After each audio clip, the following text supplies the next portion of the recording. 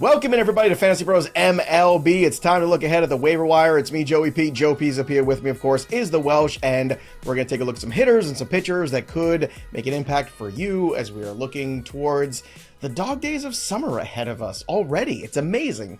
The baseball season just goes on and on and on, and at some point we'll run out of fab, but we haven't yet. Welsh, we have not run out of fab yet. Let's start with one of two catchers we're going to talk about. Now, this first catcher just got called up to the big leagues on the weekend. He's still just about 30% rostered on CBS, even less in some of the other spots. It's Kyle Teel, which is kind of crazy to me that he got called up on a Friday and still on Monday he was, I think, 33% rostered and hasn't moved up too much. Teel is an on-base machine, Welsh. He's got some power. He can also play first base, DH, and he's going to play every day for the White Sox, who, by the way, are starting to play a little bit better just recently, especially offensively. So I kind of look at Teel as an interesting long-term investment for the rest of the season because of his skill set and because of the fact if you're hurting a catcher, this is a guy that can give you everyday at-bats, which is really hard to find nowadays. The other guy is Contreras, who really does that for you in the big leagues nowadays. So to me, Teel is a guy that I'm really targeting. I think the only place I'm not looking at Teel is in 10-team leagues. Other than that, or unless it's a 10-team, two-catcher league. Anything else, two-catcher, deeper leagues, I do think you need to kind of pay attention to him. They brought him up to keep him here the rest of the year. Caro and him can continue to survive. Teel is going to keep moving around between DH, catcher, and what we really hope is he will start playing some first base. And like you said, I mean, he's a contact machine, makes a ton of contact. The sample size is really too small right now to read into anything. I mean, it's 10 at bats as we're looking at this. Hard hit numbers are really good. He's not striking out a bunch. That's great. He's getting the ball in the air. Boom. He's just not barreling or anything like that, but he just makes a decent amount of contact. I think he's going to be a doubles guy. I think he legitimately has the potential to be a top 15 catcher. Now, here's an interesting thing I'll throw out to you. Ben Rice just opened up qualifications, I think getting his 5th game at catcher. So CBS, he is now eligible as a catcher. So that's one of those things that kind of pushes the field down just a tiny bit. But once Teel gets first base eligibility, I think he hovers around that 15-ish area, starting catcher. But because he has the potential to play every single day, it's why you might even want to hold a little bit longer. Higher batting average, pretty good counting stats, probably hit in the middle of the order. Yeah, I think outside of 10-team leagues, you should probably be looking to pick him up. With Stanton coming back soon, too. He's in his AA rehab right now. It'll be interesting to see who gets squeezed. Is it Grisham? Is it Rice? Who's going to lose some at-bats on those Yankees? Somebody's going to lose somewhere. Another catcher, Alejandro Kirk, who has actually been on a tear over the last 10 games, slashing 475, 511, 725. He's got 8 runs scored and 12 ribbies over that span. Just an incredible run for Kirk. Well, look, he's in for a high batting average, and batting average is a tough thing to find nowadays in fantasy. So, again, it's circumstantial, as Welsh was saying. If you're in a deeper league, Kirk is a guy to pick up there and, 15-team single-catcher league. But, a two-catcher league is already rostered. We know that. However, just looking at his roster percentage right now, he's still available in 60% of leagues right now. So if you have injuries or just somebody who's not getting the job done, Kirk could also be a short-term fix. Yeah, and I think one of the reasons why Teel isn't even higher is because a guy like Kirk is still sitting out there. I love the idea of picking him up right now. It's high batting average. That's kind of the thing that you would want with a guy like Teel. The homers, they're not through the roof or anything like that, but there's a really good team context for Kirk. There's potential runs. He's hitting both righties and lefties. He's destroying. He's hitting over 320 against both righties and lefties. So there's not any big crazy split issues. April, May, and June, his batting averages continue to rise. He's a great points league player. He's striking out less than 10% of the time. He's barreling the ball, the second most he's ever done in his career. So, the interestingly enough, there's some high end catchers, but none of really solidified themselves outside of Cal Raleigh. It's Cal Raleigh, and then there's just this huge clump of guys. And in that 10 to 18 range, somewhere in between there can be the Drake Baldwins, there can be the Kirks, and there can be the Teals. I think I would side on Kirk right now because of the really elite average, good bat to ball skills, and the offense around him is going to put him in some decent opportunities. And I'll take that batting average at the catching spot. All right, the next guy we're going to talk about is going to be controversial because I think we're going to be on other ends of this. Usually I'm the positive guy. This time I'm going to be the negative one. Joe Adell is having a great week and a half. There's just no doubt about it. He's hitting a ton of home runs. He is rostered in about 35% of leagues currently. Over the last 5 games, got 2 homers, 5 RBI. I've seen this show before, Welsh, where he goes on a tear for 7 to 10 days, maybe even 14 days, and it all goes quiet again. I understand that he's a good athlete. I understand that he's got power and some speed there too. However, he's only got 2 stolen bases this year, so the speed really hasn't been the thing for Jo Adell anymore. So if you're in a deep league with outfield, I get taking Jo Adell and trying to catch lightning in a bottle, but I don't want to spend too much on it, Welsh. I got to be honest with you. I just feel like it's a waste of fab and a giant trap. What do you think about this recent hot stretch from Jo Adell? I've got interest, and that's where we differ. His batting average still kind of stinks, around 220, but he's got around a 270 expected batting average. 270 Jo Adell is a complete game changer because he's got some, pretty big hard hit numbers he can put up.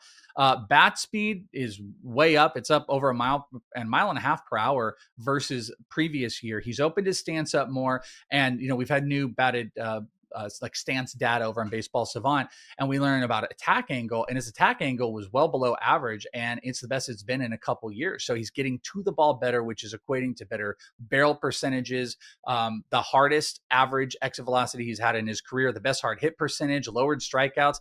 Listen, Jo Adell has been a failure for many, many years, but he is some loud tools. He's hitting a bunch of homers, 50 points better overall expected batting average, and a huge, massive underperformance against fastballs, around 100 points, I believe it is, that he's going to go in that positive direction. I actually think Jo Adell is someone decent to speculate on right now, but I am worried he's going to come back down to earth. He's got his problems and stuff, but there's a lot of things that are saying, like, if he's a 240, 250 hitter, I think he's going to be pretty valuable in fantasy. So what is the ownership percentage? Isn't it 35% on CBS? Yeah. I think I want to pick him up in 5 outfielder leagues. Loud Tools, by the way, was the original working title for our show for the two of us. And who knows, it might come back again. We've been called worse. Let's get to Otto Kemp, third base, Philadelphia. He got the call when Bryce Harper went on the IL, Welsh, and he's had a really good year so far. AAA, we've talked about him on leading off time and time again, especially early in the season. He's a 25-year-old kid, but, you message him on to say, well, he's an older prospect and all that stuff. He's also been blocked by Alec Boehm and Bryce Harper the last couple of years, so it really wasn't a lot of room for Otto Kemp. But at AAA this year, 313, 416, 594 slash, 14 homers, 19 doubles, 49 runs scored, and 11 steals. Now, he's gotten off to a slow start so far in the big leagues this week. That's fine. He's had a couple of strikeouts, 5 strikeouts in 4 games. But however long he is up, there's an opportunity that if he gets hot, who knows if he could press for more playing time. He is a versatile guy. That's a plus with Otto Kemp. So maybe it's just more of a Band-Aid. Again, he's available in practically every league, 90% available right now, just 10% rostered. What do you make of Otto Kemp in this stretch he's going to get here with the Phillies? I think deeper leagues, there's some value. The offense in general is really exciting. He's got a quick bat speed, 74.5, which looks really good. Really great contact numbers in the minors, power speed combos. I watched it in the AFL. He's a solid player. I've always likened it similar. I wouldn't be surprised if and I know this will read negatively, but you remember how Davis Schneider came in and he had that big run and, he was hitting the ball really hard and fast and good barrel numbers. Mm-hmm. That's who I think Kemp can kind of get to, but he's going to hit lower in that Phillies lineup. I think it's a deeper league play. The sample size, it's stinky, but it doesn't tell us much of anything right now. Too small. He's going to get an opportunity while Harper is out. So I think deep leagues, I am actually willing to make a little attempt at him, especially if it's a really barren waiver wire, just because if things start to click, there are, I don't think the stolen bases are going to be big, but there's theoretical 5 tools in there. All right, let's get to the arms. Before we do, don't forget about the waiver assistant. Struggling with waiver wire decisions? Don't let us help you in your fantasy baseball leagues. The waiver assistant is here and it's ready to be synced to your league for free, and you receive personalized waiver suggestions tailored to your roster, your league settings. It's just for you. You can quickly see which available players will improve your team and by how much. Just download the Fantasy Baseball My Playbook app today or visit fantasypros.com/MLB My Playbook. Sync your leagues for free. Use the waiver assistant and get an edge on the waiver wire today.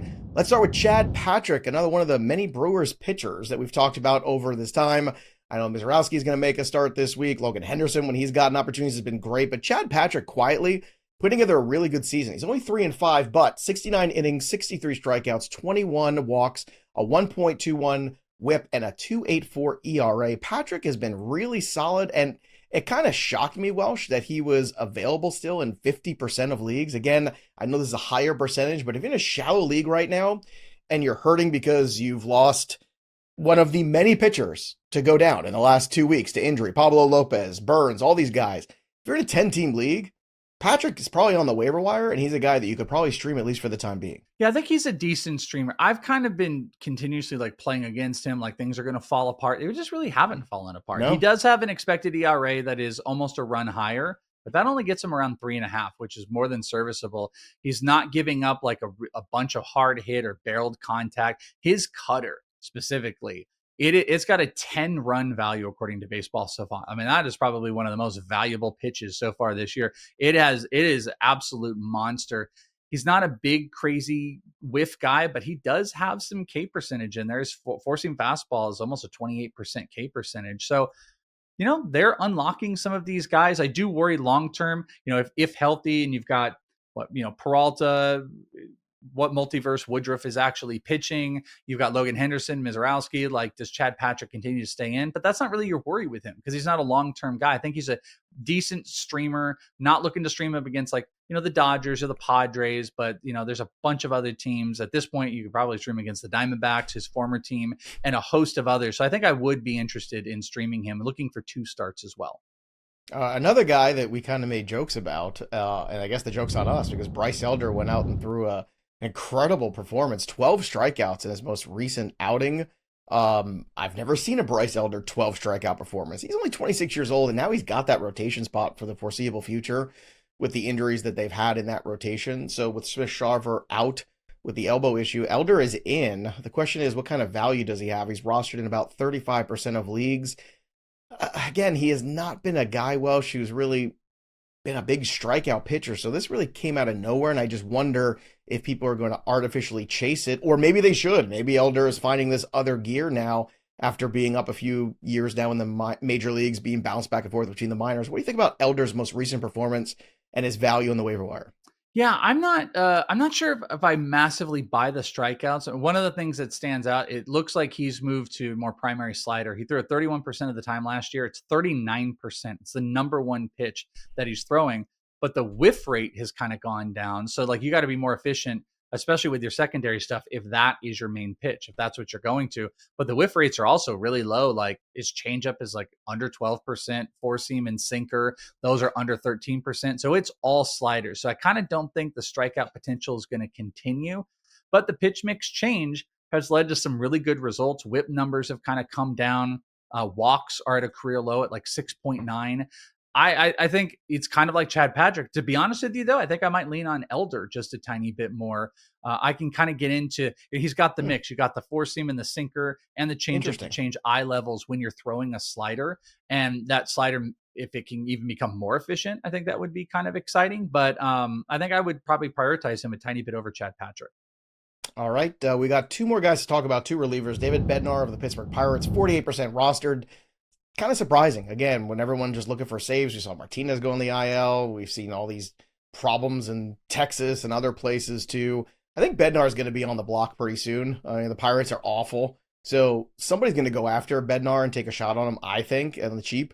And then Michael Kopech, who just came back for the Dodgers, and we know some of the struggles they've had closing out games. He's just 14% rostered, so he's looked sharp in his debut. Bednar and Kopech, any thoughts on those 2 guys as you speculate in bullpens? My only worry with Bednar is he doesn't go to a place like the Rangers. You go to the Rangers, it's like, oh, cool. You're going to be the closer. But you go to a team like the Dodgers and it's like, oh, cool. You're in a 5-man rotation of potential saves, like what happened to Kirby Yates. So I'm a little bit worried about him. I completely agree that he's going to end up getting traded though, but he's really kind of found himself, gave up way too much barreled contact, but it's the best K percentage of his career. So you just want to see a team that's in need of closing help. Atlanta, I wouldn't hate with Iglesias, even though that might create a little bit of a schism. I would like the Rangers. I think the Rangers would be a good spot, but there's something dicey there. Kopech, I definitely think is going to be in line. They keep saying that Scott's not in too much danger. If he does get put in a spot where they want to move on, I think Kopech is the next guy. I think they're not going to go to Alexis I don't think Diaz they go to Yates. I think it might be Kopech. Yeah, I don't think Yates. I think Yates might be like a setup type of guy, fireman for Scott, and Kopech could get some saves. So I think if you're looking for cheap saves, it's Kopech. If you're looking for long-term value, it's Bednar, but understand trades could actually hurt him more than make it better. Drop your comments below. Who are you picking up on the waiver wire? And you might win yourself a Cecil Fielder autographed jersey from pristineauction.com. That's right. All you have to do to win this, subscribe to the channel, drop your comments, and ring the bell till it goes ding. Like this video too, and watch more videos on Fantasy Pros MLB. That'll do it for us. But the story of the game goes on. For the Welsh, I'm Joey P. We'll see you next time, kids. Happy hunting on the waiver wire.